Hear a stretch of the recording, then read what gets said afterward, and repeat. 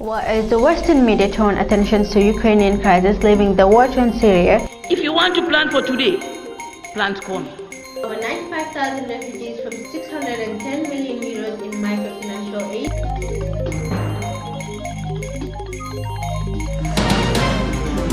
Barbecue College have been finally inaugurated as a profound community.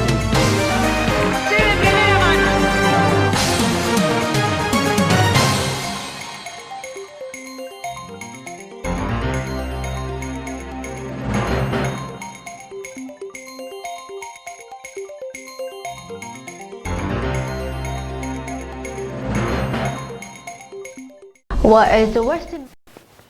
You know those beepers? Babakar, you know beepers, not so. You don't know beepers? This table is heavy, huh? Okay, bismillah.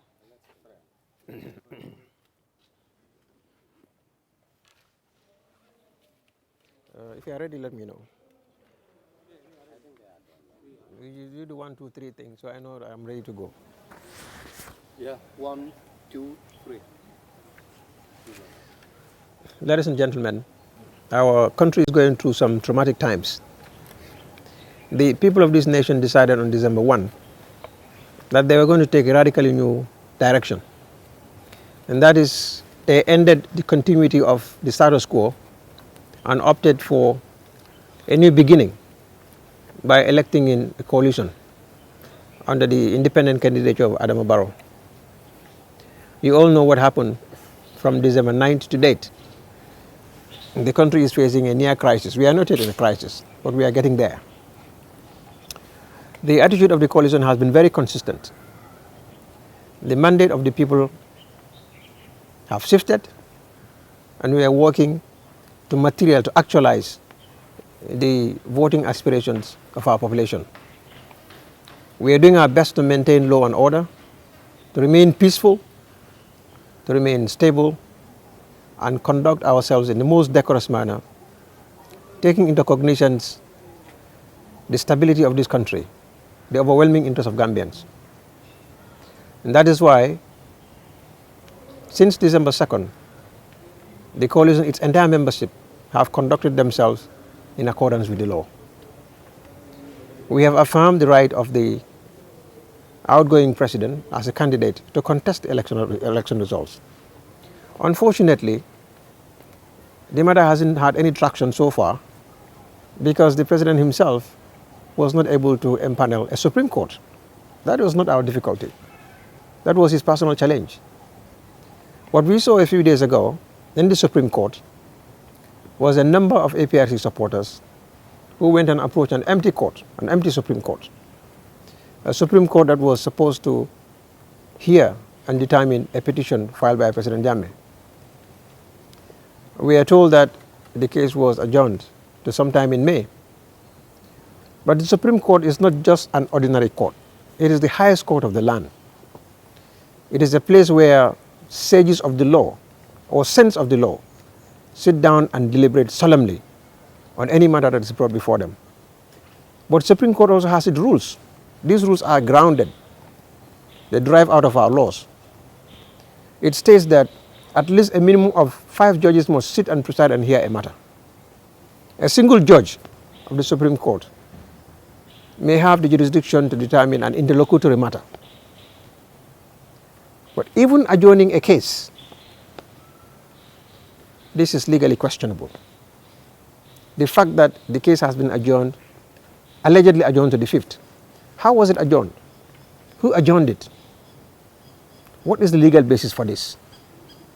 Do you have jurisdiction? Jurisdiction is key.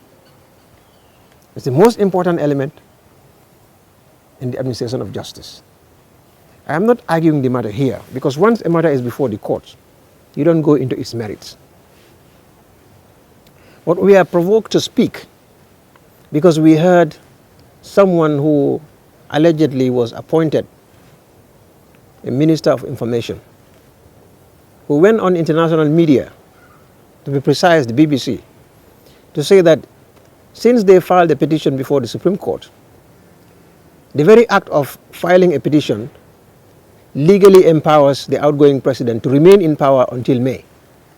This was the statement directly attributable to a person who was allegedly appointed Minister of Information. Now, I want to clarify this. This position is false. It is incorrect. It is not grounded on law or wisdom or logic. Everybody knows filing a petition in court operates in no other way than an appeal. You are appealing against the decision, an electoral decision of the population that was announced by the Independent Elections Commission. The fact that you file a petition does not preclude the swearing in of the person who is elected. That is the law of the land. You can file a petition, you can file 1,000 petitions. It does not stop in law, according to Gambian constitutional law, according to our jurisprudence. It does not stop the person who is elected from being sworn in as president. And it does not, under Gambian constitution, any other statute or convention, grant the outgoing president or outgoing government the authority or the power to remain in government. This is highly erroneous. It is a very dangerous statement because the person who uttered those statements have no iota of what Gambian law is all about. What he stated was his personal opinion. It is not the law of the land, and I want to make that very clear. Filing an election petition is just like any other ordinary process in a court of law. It does not stop the act being complained of from being nullified automatically by the very act of filing it alone. In other words, unless there is a conclusive judicial determination on the status of these elections, that is, the Supreme Court must hear the case, must determine it and dispose of it in its entirety, then whatever their ultimate decision or judgment or ruling or order would be, then that would be conclusive in law. We have not reached that stage yet. What they are doing is trying to preempt the decision of a court that is yet to be empaneled. So we have a court that is yet to be empaneled, because when you appoint judges of the Supreme Court, assuming that they were appointed in 2010, way back, which is not the case, the appointments ought to be gazetted. And then the gazette has to run for a period. Then they have to be sworn in. And yet you have an election petition that must be decided within 30 days, according to the law. How can you do all this in 30 days? How? You said you've pushed it all the way down to May. That's how many months? Are we living in a jungle? Those are the laws. When the law that states it must be disposed of within 30 days. What kind of court are they going to in May? Who is going to preside? For whatever President Jammeh and his APRC would like to do, in May, I am absolutely certain that he was going to be a former head of state. He can pursue whatever remedies he wants to pursue, but he can do so as a former head of state, because on the 19th of January, President-elect Adama Barrow will be sworn in as the Gambia's new president. Inshallah, nothing is going to change that. We will have a new president on the 19th. And from that date, President Jammeh, according to Section 63 of the Constitution, will become a former head of state. That is the state of affairs, and that is our position. And this position is in consonance with the wishes of the Gambian people, one that is also being stultified by the international community, notably ECOWAS, African Union, and the United Nations. So we are on very strong ground, regardless of what may be done, what they may say, allegedly deploying military around the country, digging trenches and putting in military hardware. We are not bothered by any of these things. President Jammeh is the head of state. His term will come to an end on January 19th. He has the legal right to do that. He is the commander-in-chief of the armed forces. We see this merely as routine exercise. People are telling us that these are very serious acts, that we should be acting in a very drastic manner. But we are an incoming government that is grounded on the law, that would like to utilize the rule of law as the basis of our governance system. We cannot deny the fact that President Jammeh is the legitimate head of state of the country, and according to Section 120 executive power of the state vests in the president. And it continues to vest in him until the 19th. Let's see whether he'll be able to deploy soldiers all over the country or anywhere else beyond the 19th. Then from that date, as we call it, the new president will be sworn in. He'll become a former head of state, or he'll become a rebel leader and will be treated as such. If he wants to toe the path of honor and dignity, I'm convinced that come on the 19th, President Jammeh will cede power, and if he has any grievances to pursue in the court of law, we guarantee him that there's going to be due process and fair play. In a Barrow administration, the judiciary of the Gambia will be fully independent, and his rights and whatever controversy are in place will be looked upon by a panel of impartial judges who will render a verdict that will be in consonance with justice. This we uphold. That they have filed an injunction. We are aware. We are informed that they filed an injunction in the court in order to stop the inauguration of President Barrow on the 19th. Let me be categorically clear. And let me say this with all the emphasis at my command. You can file 1,000 injunctions. President-elect Barrow will be inaugurated on the 19th of January. There is no injunction that can stop that. We know the courts are not properly constituted. Which court have you filed that injunction into? We have an idea.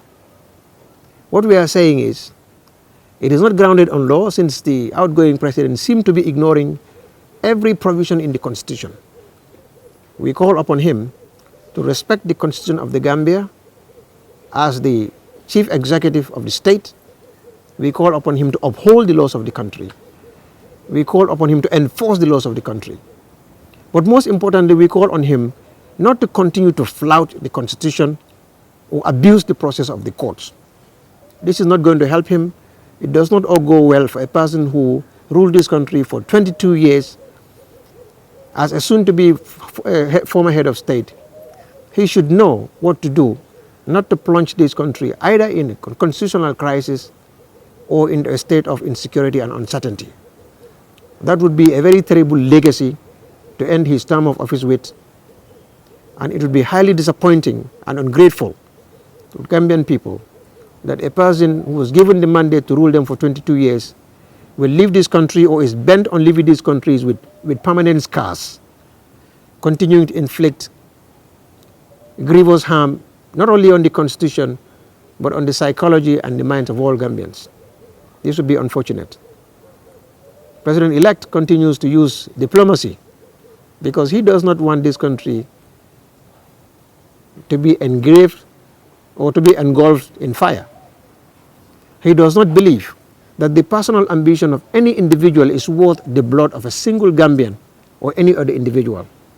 For this reason, he continues to express his confidence in diplomacy as a tool of foreign policy that will bear positive consequences on negotiations that are undertaken by well-meaning people in West Africa and around the world. But that is not to say that his confidence or his resort to diplomacy as an effective solution to our imbroglio must not be construed as a sign of weakness. President-elect Barrow and the entire coalition are resolved to enforcing the results of the election of December 1st, and that the mandate of the people shall stand come January 19 without fail. So we call on President Jammeh once again to toe the path of honor and dignity and hand over power peacefully to the new government that was elected by the people. And we ask him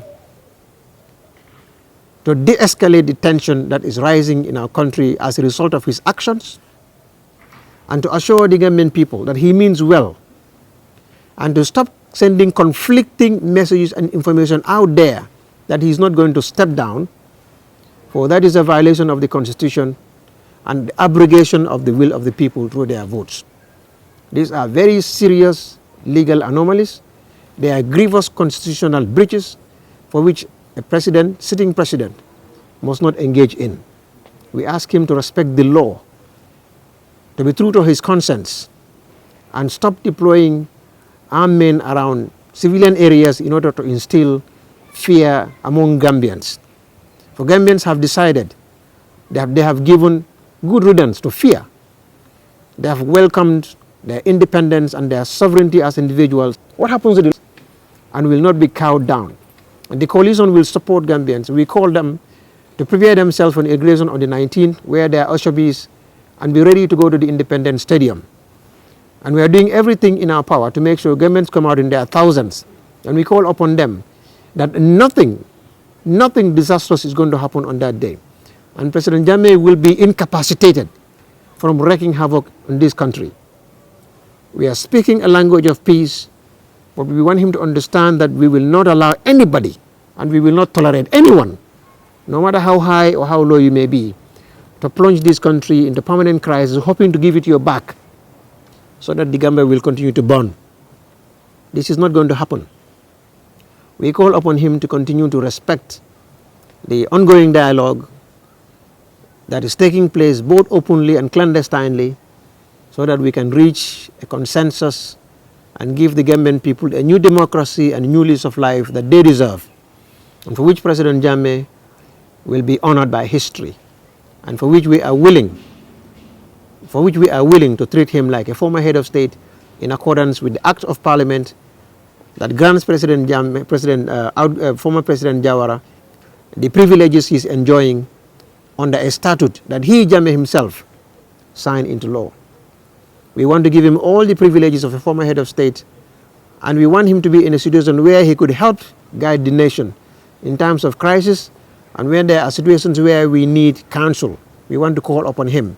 He must not deprive himself of this opportunity and this privilege and render himself an enemy unto the people of the Gambia, who made him who he is for the past 22 years, but no longer wishes him to remain in the highest office of the land. This is the message we'd like to send out. And this is the message that we took out to ECOWAS mini summit that took place in Abuja, for which I was honored to represent the incoming government as a stakeholder and to make our position known that we continue to support a peaceful diplomatic solution to the political crisis that is about to engulf this country. And we believe that as Gambians we can talk to each other and resolve this problem even without the intervention of non-Gambians. We believe at the end of the day President Jammeh has the interests of the Gambia at heart, and he will cede power on the 19th in the interest of the Gambia and his love for Gambians. This is what we believe he will do, and we know that he will do the right thing. We want Gambians to ignore the military build-up that is taking place. We want Gambians to ignore the bellicose and the hostile language that is coming from President Jammeh's entourage. What is important is what President Jammeh is saying, that he wants forgiveness, he wants a general amnesty for people of our own country, and these are issues that we are willing to listen to, we are willing to discuss as Gambians unto each other, and we are willing to encourage our people to go into open dialogue on these matters. This is the statement coming from President Jammeh himself, and this is what we are taking seriously. What we ask President Jammeh to prevail over his people, to stop speaking negative language that seeks to inflagrate tension in this country and put the Gambia into chaos. Thank you very much. Honorable Fati will now take questions. Okay, sir. Thank you so much. Lamin Jahari, Point News Paper. You initially mentioned the issue of the court injunction, and we know probably they have a legal binding, they have a legal background to apply to use they have a legal bargain to apply for this court injunction at the Supreme Court. Now we are arguing that the injunction is not going to take it. Do you have a legal backing for this? Is there any law that says an injunction will not stop an inauguration? You know, law does not operate in a vacuum. You just don't jump up with an injunction and go ahead. First and foremost, there are parties. There have to be parties before a court of law. As much as we know, unless if they take stamps and stamp papers and backdate them, but what we knew was filed as a petition initially by the APRC was against only two parties, the IEC and the Ministry of Justice. President-elect Adama Barrow was not named as a party, and it was the coalition. So what we know as the original petition that was filed, of which we are in possession of, they can go back and change the papers, and because they have stamps and they can do whatever they want to do. They can change the papers. It doesn't change anything. What we know that President Adama Barrow is not a party, and when you go to court, you seek an injunction against the inauguration of who? Against the inauguration of who? President-elect Adama Barrow. He is not a party before the court of law. How can you seek an injunction against me when you have gone to court and evidenced yourself that you have no issues with me? How could such an injunction be binding on me? I do not want to go into the merits of their case. I do not want to argue it. All I'm saying is you cannot issue an injunction against a party who is not a party, against an individual, either natural or corporate body who is not party to the suit. You cannot issue an injunction. Against who? This is my question. But like I said, I'm not going into the merits of their case. They can do what they will. The parties before them are very clear. If they go around and change their papers, they might as well go and do that. What we are saying is that there is no case presented against President-elect. He has not received any court process as a party in any of the petitions, and therefore, as far as we are concerned, officially, there is no case against him filed anywhere in the Gambia. Thank you. Yes, Mr. Fati, thank you very much. I want to know whether there is any opening of line of communication between the coalition and President Jammeh at the moment. I believe that contacts are being made by ECOWAS and other well-meaning individuals who are working very hard in order to bridge the difference between both sides. ECOWAS and other well-meaning individuals continue to work hard. And for now, these are the conduit means of communication on both sides. And this is ongoing for now. The line of communication that exists is a line that is open through the good offices of ECOWAS and other well-meaning individuals. So there is some form of indirect contact on both sides. Thank you.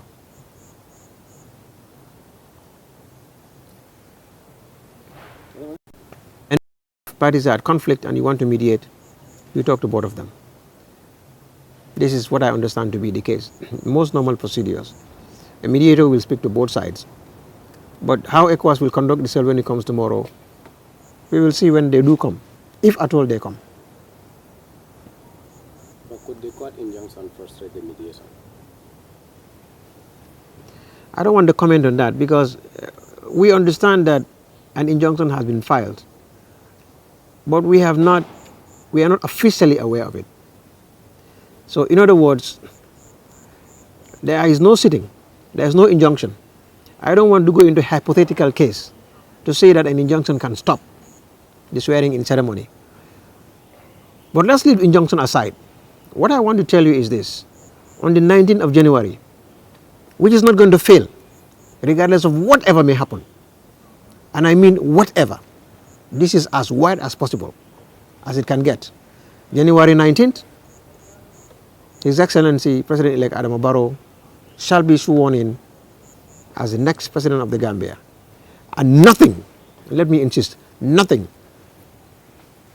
except Allah can stop that. And we know neither the APRC, no President Jammeh, or the courts is Allah. So only Allah can stop that. But there is no force on earth that will stop the swearing-in ceremony of President-elect Barrow on the 19th. We are told that they intend to declare a state of emergency. Well, this is the constitution of the Gambia. It is clear. You just cannot get up and declare a state of emergency on your whim and caprice. And there are preconditions for declaring a state of emergency. Those conditions don't exist. What is the emergency?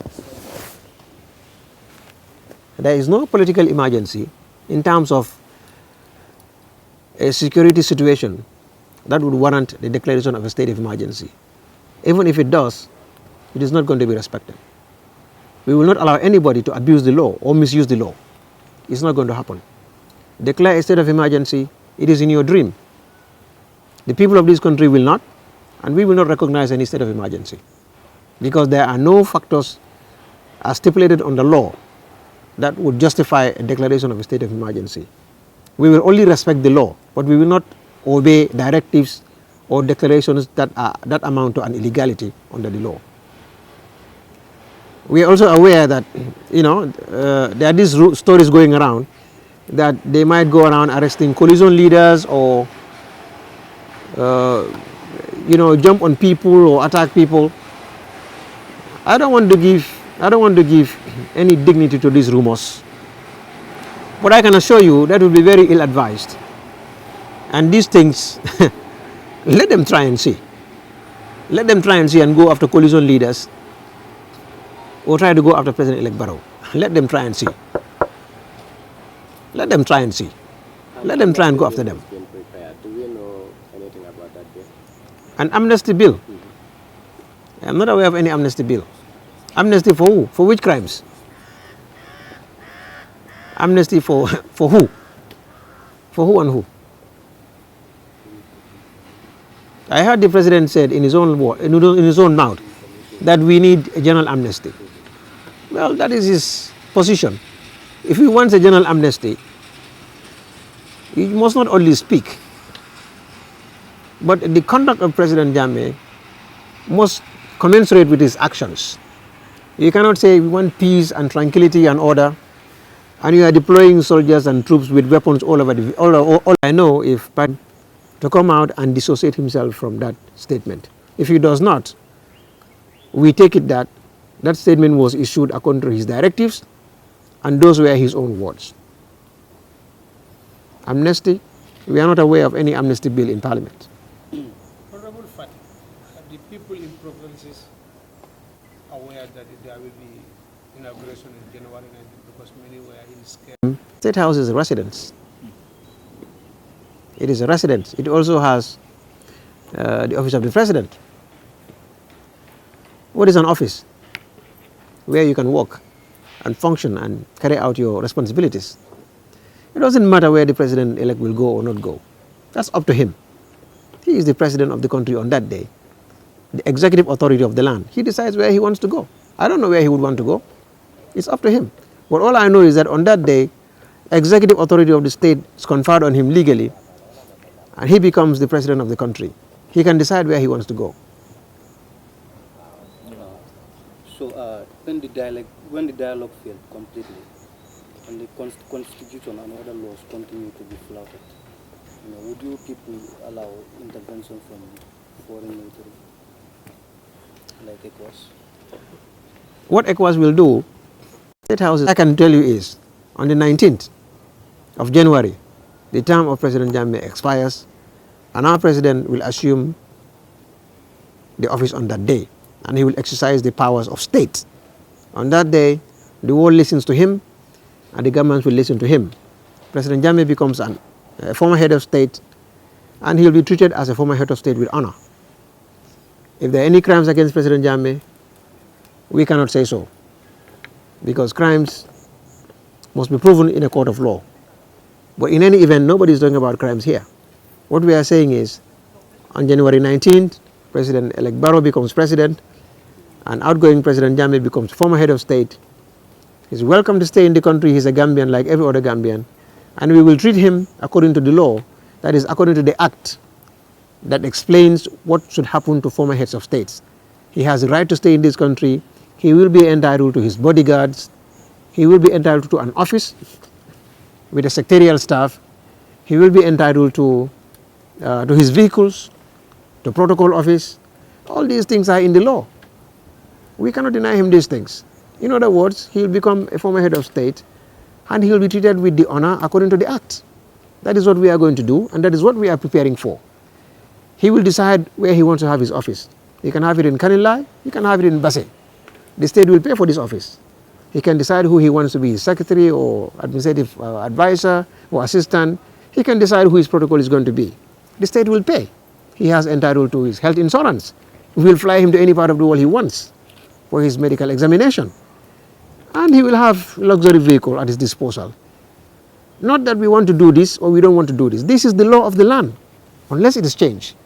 But as long as it remains the law of the land, all former heads of states are entitled to this, including from the 19th of January, it will become the entitlement of President Jammeh also as former head of state. That's what we are preparing for, to give him these things. But on that day, he must be prepared to step down. Even if he refuses to step down, he'll be violating the law of this land. And on that day, he'll become a former head of state, like it or not. Well, we have two questions, and that will become the end of it. Two questions. Did President Jammeh make any appeal for a special treatment either by the coalition or the negotiating team that one might think might generate certain fears for him and his cabinet? I am not aware of that, but what I'm saying is that President Jammeh should have no cause to fear anything. He served this country for 22 years, for God's sake. He did some good things. He did some good things we must acknowledge, no doubt. There were mistakes, and we also will make our own mistakes, no doubt about that. But he should have no reason to worry. After all, he should be looking forward to life after the presidency. I suppose, like President Mahama said, former President Mahama of Ghana, or President Obama and others. They are living peacefully. In Nigeria, you go there are several heads of states who are contributing to the world and to Africa and their countries. That's what we expect President Jammeh to do as well. There shouldn't be any reason for any cause of concern or worry. Like I said, we will treat him honorably according to an act of parliament that he himself passed, for which former President Jawara is a beneficiary of. You know. The last question. Last question. If any. Mafuji? Thank you. Well, with that then Thank we you. come to the end of this press conference. Thank you for coming. 35 minutes. Well, that's good.